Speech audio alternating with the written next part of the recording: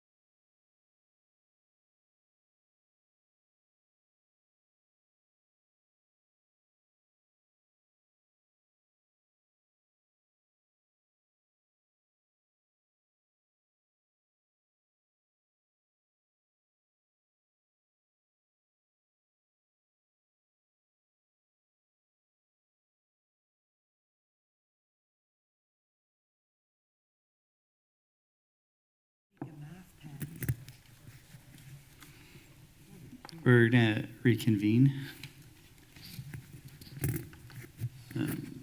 3A Ed Code 351466, consideration of confidential student matters.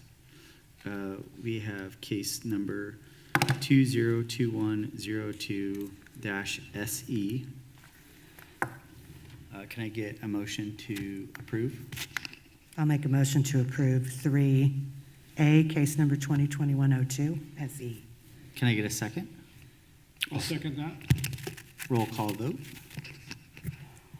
Trustee Brown, Yes. Trustee Chimino, Yes. Trustee Gillis, Yes. Trustee Nelson, Yes. Trustee Wing. Yes. Motion carries. 3A, extended B, case number 2021-01-SD. Can I get a motion to approve? I'll motion that we approve 3AB, case number 2021-01-SD. Can I get a second?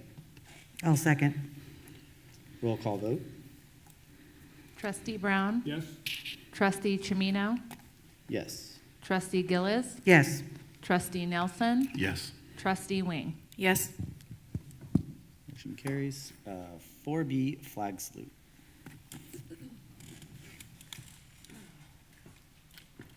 I pledge allegiance to the flag of the United States of America and to the republic for which it stands, one nation, under God, indivisible, with liberty and justice for all.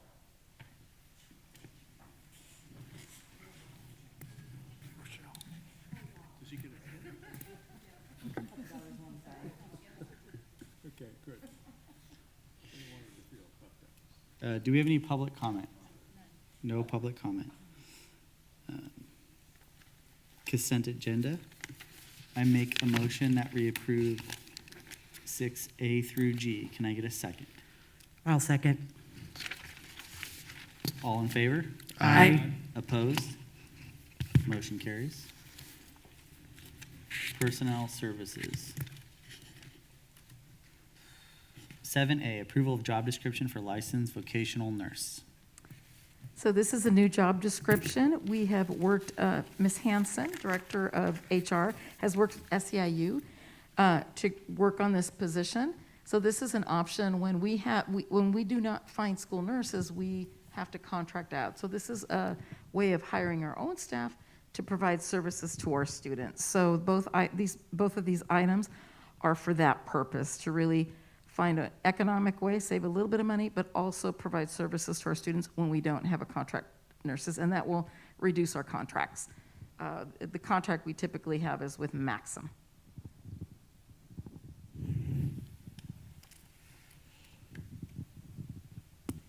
Can I get a motion to approve 7A? I'll make a motion to approve 7A. Can I get a second? I'll second. All in favor? Aye. Opposed? 7B, approval of salary schedule for license.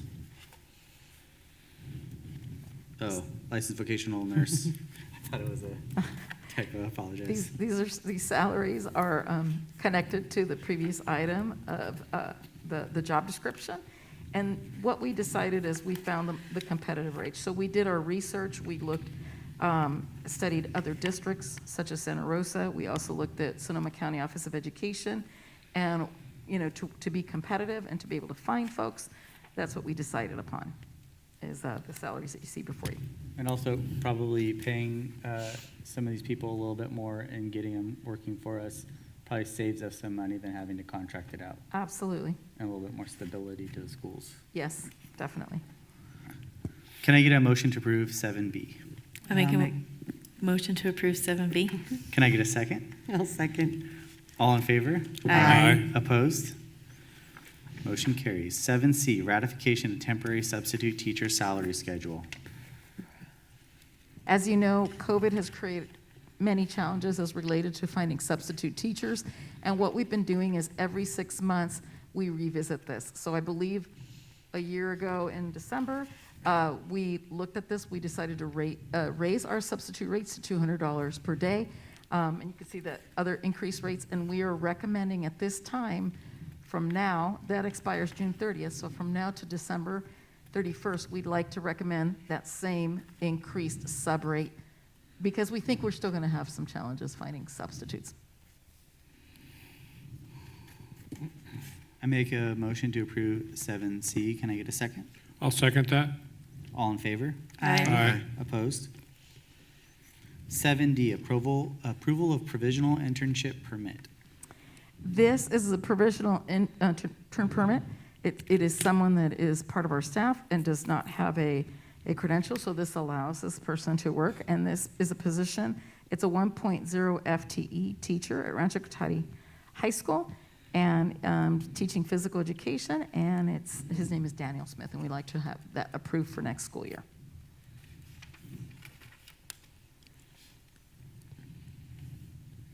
Can I get a motion to approve 7D? I'll make a motion to approve 7D. Can I get a second? I'll second. All in favor? Aye. Opposed? Motion carries. 7E, approval of job description revision for curriculum specialist. 1. So we have current job descriptions for curriculum specialist 2. So this is curriculum specialist 1, and we are looking at that position, which is that A to G position supporting Rancho Cotati High School. We're also talking about the previous position that we had, which was as ed services technician, that this would become a curriculum specialist 1. And really, that position is to assist the schools with all assessments and look at data so that we can start monitoring our data, look at CalPADS, make sure that there's accurate data. But at this point, this job description is particularly with that focus on A to G. We want to make sure that we provide that information to that new candidate that we will be hiring. I make a motion to approve 7E. Can I get a second? I'll second. All in favor? Aye. Aye. Opposed? Motion carries. Educational services, no public comment? Okay. 8A, approval of California Schools Dashboard Local Performance Indicators. So we have the local indicators that Dr. Perez is going to present to you this evening. So they're in your packet, and every year we bring forward our local performance indicators. These are indicators for which there isn't any state data, so it's incumbent on us to review our programs and to indicate how we're doing in the following areas. If we have appropriately assigned teachers, instructional material, safe, clean, functional schools. Priority 2, the implementation of state academic standards. Priority 3 is parent engagement. Priority 6, school climate. And priority 7, access to board course of studies. So in your packet, you'll see how we've rated ourselves this year in these areas. We are very cognizant of certain areas where we need to have some growth, and we have planned accordingly in our LCAP. So these are our local indicators for this year that will go along with our LCAP, which will be later on in the agenda.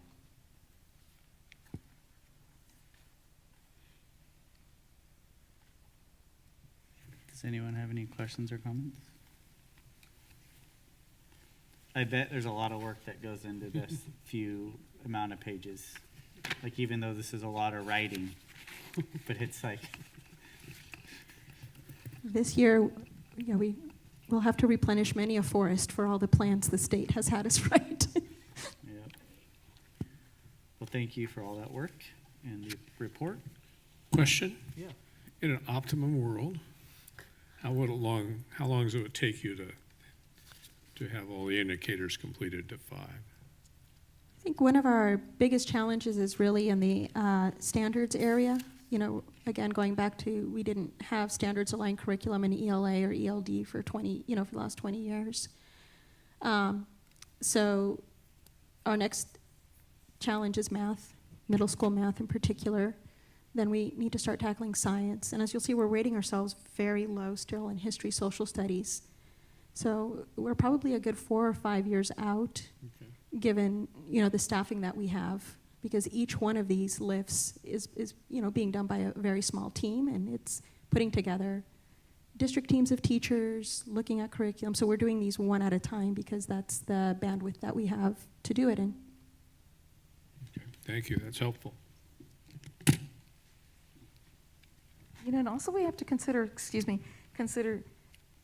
the impact on our teachers. Because when you implement a new curriculum, you have to focus on that. And so when we do multiple curriculum, we want to do it well, and we want to have a deep understanding of that curriculum and how it connects to the standards. So it takes a little bit of time. If we were doing multiple, that's why the state has a 7-year cycle. Because 7 years and then the next, because then it's tiered in, and we're far more successful than saying, okay, here's a bunch of new curriculum. We want to support, we want to make sure we're taking into considerations the standard comes first, and those curriculum materials are what help us do our job, but it's the standards that we're focused on first. And it also allows staff to have an in-depth look at those standards and identifying the most important priority standards, because there's a lot of standards to teach.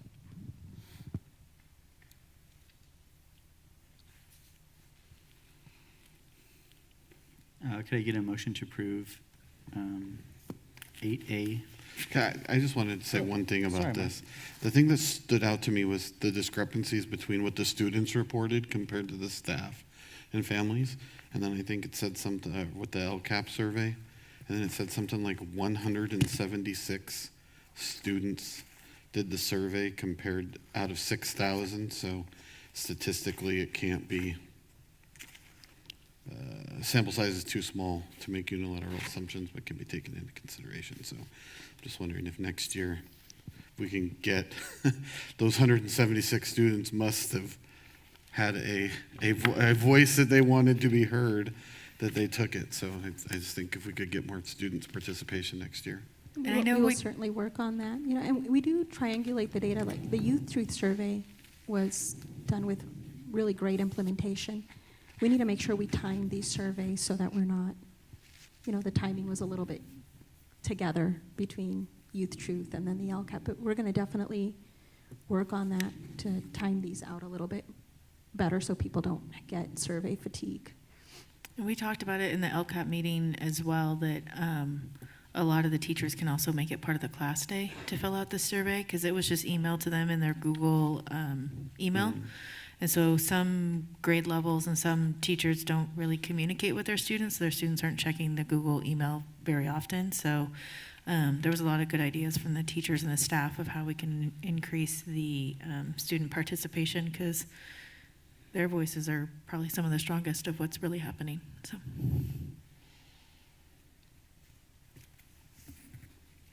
Anything else? Can I get approval of 8A? Or can I get a motion to approve 8A? I'll make a motion to approve 8A. Can I get a second? I'll second that. All in favor? Aye. Opposed? Motion carries. 8B, approval of the Universal Transitional Kindergarten Plan. So again, I'm going to turn over the mic or the table to Dr. Perez. This is part of another state requirement. We had to develop a universal transitional kindergarten plan because we were receiving funds, and we need to delineate what the program was going to look like. So we promised no presentations tonight, so we're going to give you a brief update. Dr. Perez? Yes, so the state is calling this the Universal Pre-Kindergarten Plan. In our district, it's really focused on transitional kinder. We're not a district that has preschool, aside from, of course, our special education preschool program. So this plan was developed in consultation with our preschool experts in special education. Really want to thank Gia Welsh and Rachel Allen from the special education team. And Katie Larkin and I convened a team of transitional kinder teachers. We met several times. We met with all of them and listened carefully to what they were asking for. And then we met with a subgroup. And we actually do have a really cute PowerPoint that we're hoping to use to promote TK in the following years. We just need to narrate it and animate it a little bit more. This plan really just, there were some required elements. We answered, they were drop down, pick an answer. I'm really proud that we also did the recommended but not required ones, because it helped us look at where we needed to focus on as we prepare for transitional kinder. So we went the extra mile and answered every prompt. And so, but it really helped us understand. So some of the data we used was the data that was presented from the census and ethnographic data to help us understand if we were going to have sufficiency of classrooms and the projections of enrollment, and a big focus on the type of professional development we want to see. So we have a team that's working with SCO and with Sonoma State on developmentally appropriate pedagogy. We're about to have kids younger and younger than our teachers are used to having, so we need to make sure that we have the appropriate training. Fortunately, our ELA adoption does go all the way to TK, so we're working on bridging the gap for math and the other core content areas in the coming years to fully develop the program out. So it's really intended to be just a straight up compliance document, but we did put some planning thought into it, more on the, what I like to call more of the transformative side than just the transactional side of the planning document. So if you have any questions about the universal pre-K TK plan, I'm happy to answer them. How are we looking on facilities for this? I know that was like, had a big economic impact. Our current projections, our current projections show that we have the facilities necessary to house this number of students that we're projected to have over the next 7 years, so we're good. That's great. We're good for 7 years? At least, yeah. Okay. Our projections only go 7 years out. That's far enough. Okay. Anyone have anything else? Will we have TK at each school site, or are we going to consolidate them? We had enough enrollment at all schools except UELF to offer transitional kinder. The state is requiring a 12-to-1 ratio. That is a really big investment, and so we're going 24-to-2. We have a teacher and an instructional assistant. So we really needed to have the 24 kids because the physical side is an FTE of a full classroom teacher. At TPA is where we will also have our mainstreaming program with our special education students. So there will be actually 3 adults in the classroom because we'll have an ed specialist there. Correct me if I'm wrong here, Rachel. Yep. Okay. COTOT. Yeah. So our hope is that, with an increase in enrollment, and the ratio drops to 10-to-1 for 23-24. So we get 1 year at 12-to-1, and then it drops to 10-to-1. So we're hopeful. We need if we can get at least 10 kids at UELF. We only had 2 or 3 for UELF, so they will be placed elsewhere. Sorry. Oh, one of the, go ahead. Do we have like one TK at each of the school sites, Yes. or are there some with multiple TK classes? No, 1 TK at every school, no TKK combos Okay. at all. They're all straight TKs, every single school at 20. Some are a little below the 24. Some schools that went over, then those families are being asked to go to other schools that are under. So if all the schools have 24, they're all full, and the 25th kid moves in October and wants to enroll, can we say, sorority, we're full, or do we have to open up a new classroom? There's enough space throughout the district. I think we're at about, I want to say we have about 15 slots open. So some schools are not at the 24. I think we have 2 schools that are at the 24. And so families that move in there, we call it a regional program. It's just most families got their school of preference or of residence. But at the schools that are full, then we have spaces that are, so we still have about 15 slots right now in TK. And are there state standards that the TKs have to meet, or is it more up to the teacher's discretion of what they want to teach throughout the year? The standards have not been written yet for TK. We're using some of the preschool standards that are universally, adopted for students under kindergarten age. But the state has not released Common Core TK standards yet. I remember that there was when I was asking about the facilities, there was a square footage per classroom and a bathroom requirement for these classes. And that was the thing that was going to be the hard thing to figure out.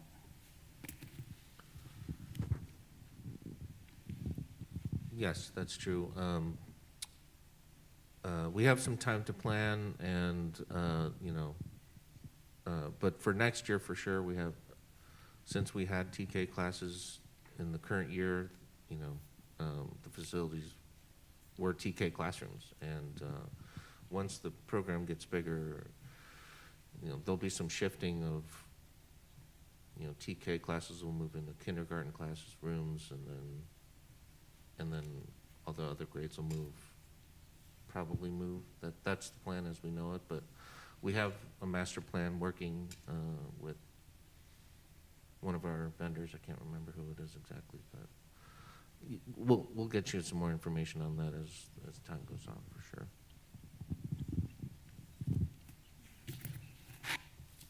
I take it. Oh, Sorry. Go ahead. sorry. We received a small grant with this, not nearly what you would have thought, adding an entire grade level, which is essentially what this is. But with that grant, we're getting a lot of new equipment in our TK classrooms. There's some really dated, the toys, the little kitchens and the blocks that have been around for a really long time. So our principals have put in some orders, and a lot of those things are going to be replaced with newer things that came with this grant. Yeah, all instructional, yes. Play is part of TK, and we need to understand that too, that play is part of TK. And we were able to get all of the instructional assistance technology so that they are really facilitating the instructional component along with the teachers. So the small grant we got, we've been able to use in those ways. So are we working with the architect? Yeah. TWC or whoever it is, TLC, TW, One of those, I'm sorry. the one that did all the rest of our buildings, Yeah, right? TLC, yeah. Huh? What are you doing down there? Barbara's just telling me who it is. PBK, an architect firm. That's someone different then. Unless they changed their name. It's fine. You'll get us more information as we get Yeah, close to that problem. Okay. we brought a contract to you earlier this year.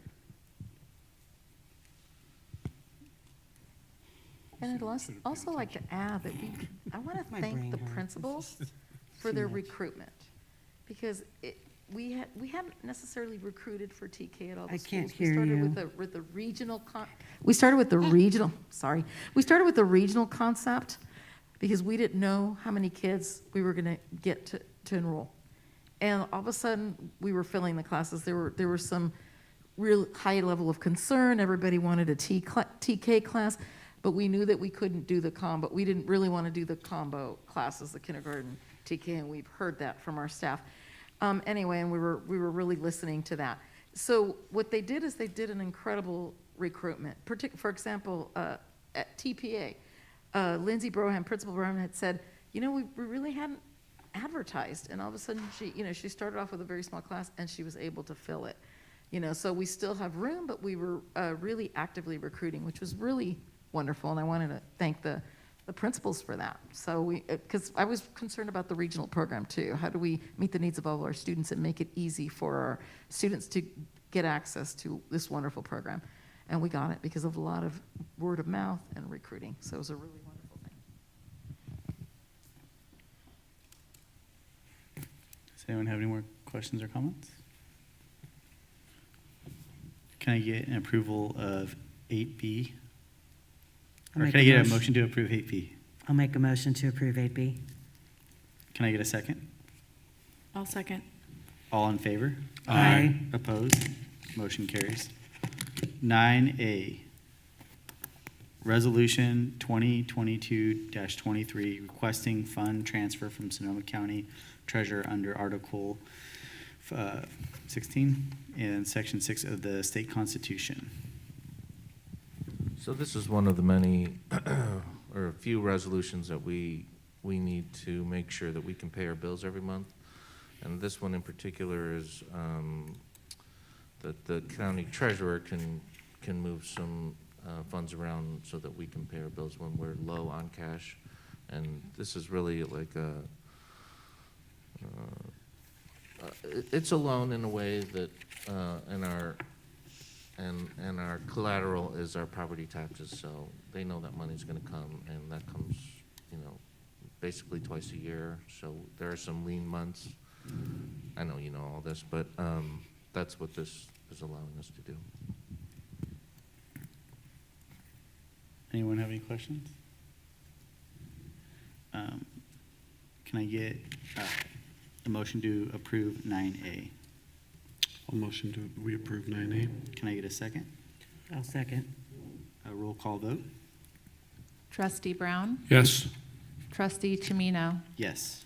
Trustee Gillis? Yes. Trustee Nelson? Aye. Trustee Wing? Yes. Board services. 10A, adoption of local control accountability plan, 2022, 2023.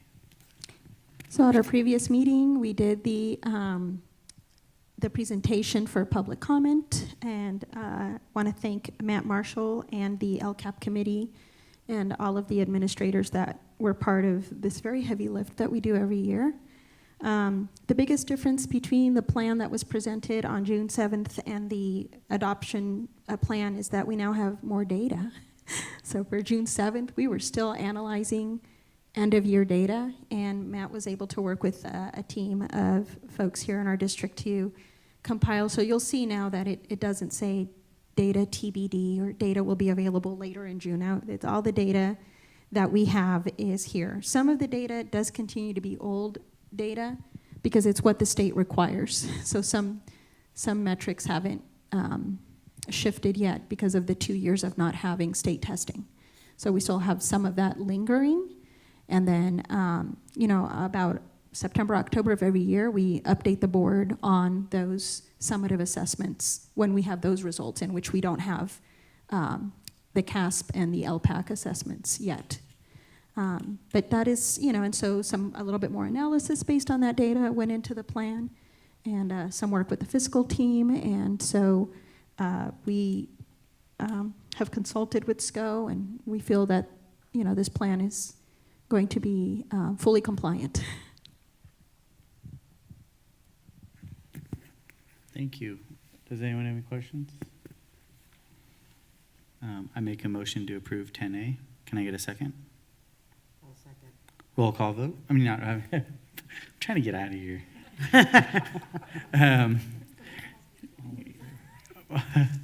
All in favor? Aye. Opposed? Motion carries. 10B, adoption of 2022-23 budget. So similar with the LCAP, the budget presentation was given at the last board meeting.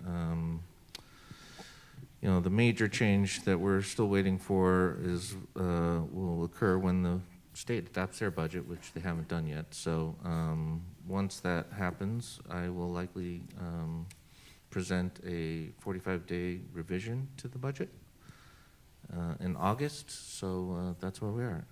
We recommend that the board adopt the 22-23 budget as presented. Does anyone have any questions about the new budget?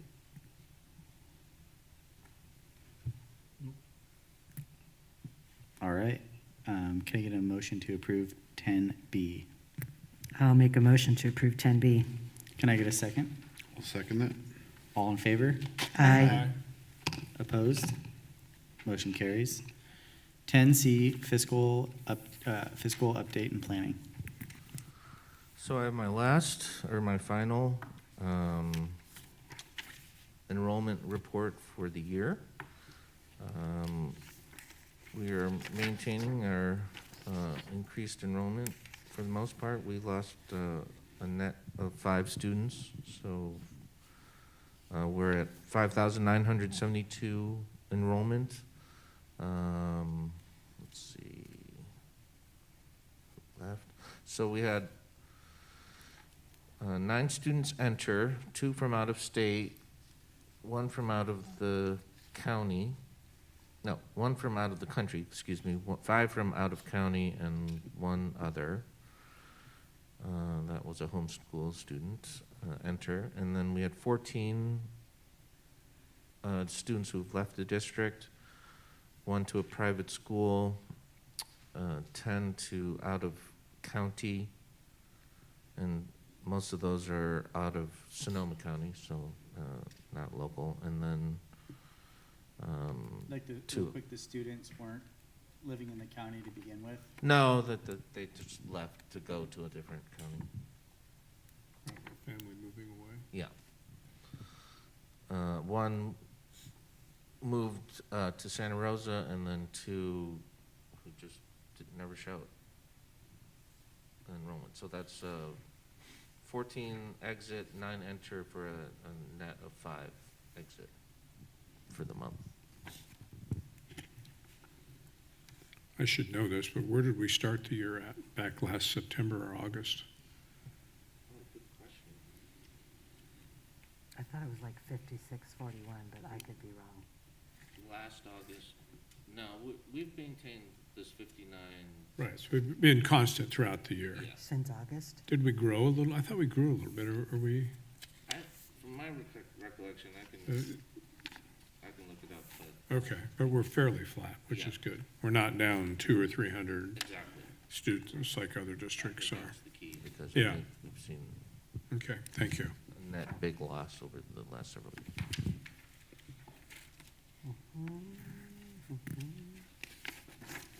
All right. Can I get, oh, no, there's nothing on that. 10D, ratification and memorandum of understanding for secondary block schedules. So before you, you have the 4 different MOUs that we have for secondary schools. So this is something that we develop the schedule, and then we collaborate with RIPSIA to develop kind of the parameters around those schedules. So this is what you're approving tonight are the MOUs.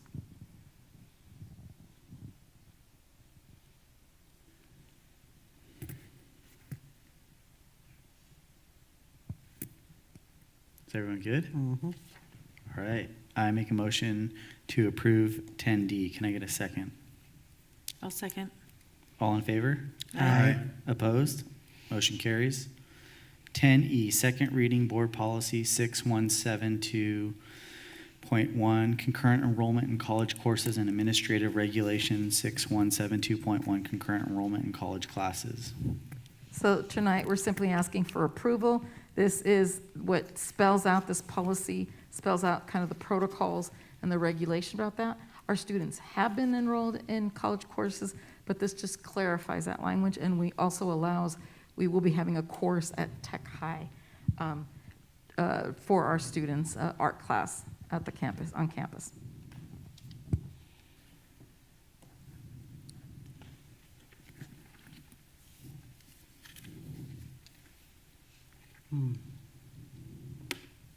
Is everyone good? Mhm. All right. Can I get a motion to approve 10E? I'll make a motion to approve 10E. Can I get a second? I'll second. All in favor? Aye. Opposed? Motion carries. 10F, Resolution 2022-22, approving district spending plan for education protection account funds for 2022-23. I was going to say it's plus 13 from the August report. but, That's good to Yeah, know. plus the teen number for the year, net. Increased enrollment, that's great. So in November 2012, the state constitution created the education protection account. And we're to show how we're going to spend those funds. These aren't additional funds. This is just part of the state aid that the district receives. I think that's important. But we do have to, we do by statute have to show how we're going to spend it, and it's all going towards instruction. We code a little bit of every teacher to this pot of money. And for 22-23, it's about 2.9 million at this point.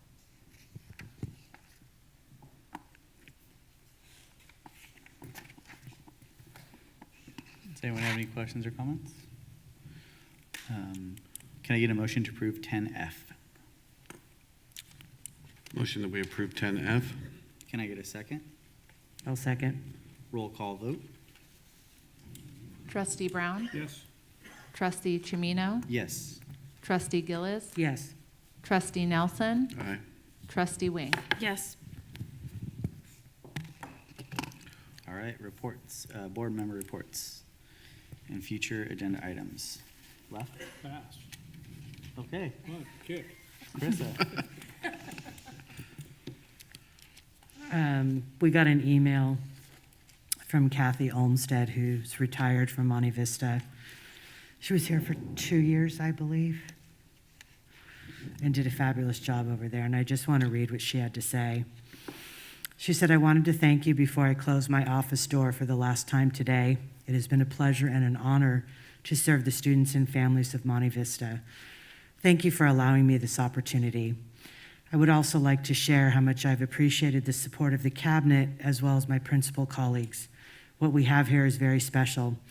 I've never worked with a more collaborative group of administrators. I have especially appreciated working under the leadership of our wonderful superintendent.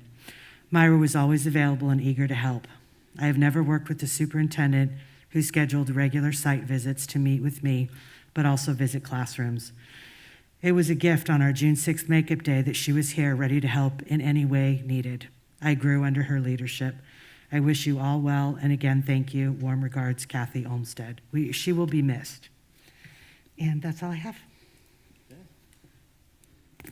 Mark? I guess, thank you, Rochelle, for all the help. And thank you for everybody for your patience and hard work this year, and that's all. I have nothing. At the last budget meeting we had, it really got me, with it looking like we have a higher COLA than anticipated. And once that becomes official, it seems like we'll be, be in a better position than anticipated. And if our enrollment, stays up and we're looking good, I really would, when we went through the negotiations, it really got me thinking about like wages and employees here. And I would like to work on, for our full-time employees, seeing what it would take to raise the lowest wage of the full-time employees and making it not just minimum wage, but a decent amount higher.